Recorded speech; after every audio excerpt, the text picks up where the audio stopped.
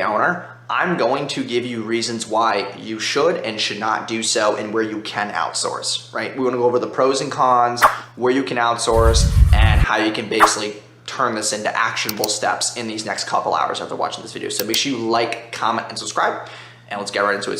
Hey, my name is Jason Wojo. Welcome to my channel. I run a multiple seven-figure agency, so make sure you subscribe, and I hope you guys enjoy the video. If you're an SMMA owner right now and you're not doing the fulfillment, you don't want to do the fulfillment, you're just good at selling, and maybe you joined a program where they're teaching you how to build an SMMA, and then you now have to go find the fulfillment, or the program has a white label partner that's doing the fulfillment. I kind of want to go over the pros and cons of this, right? The pros are you don't have to do fulfillment. Another pro is that it's cheaper than sometimes you hiring a whole entire team. Number 3 is you really don't have any obligations to the clients. You just have to focus on selling. The cons are you don't have any quality control.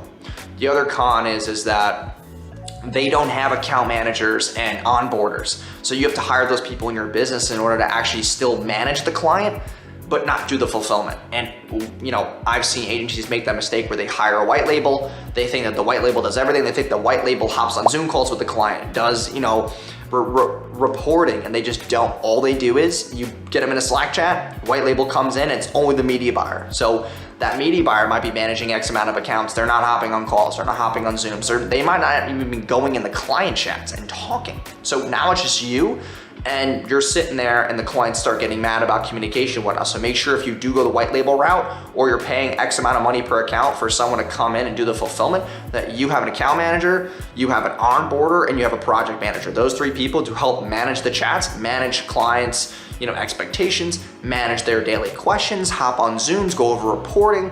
You want to have your own media buyer as well so that they can cross-reference with the white label company, so that you can obviously not just outsource, but also have 2 people at the same time going over reporting, cross-referencing those ad account results. So that's kind of just my advice. But if you're going to outsource, there's companies like Agency Elevation, Agency Box, there's a bunch of white labels. All you have to do is just go on Google and search SMMA white label company, and you'll find a bunch. Usually the ones that are $97 to $197 an account aren't really that great, to be honest with you.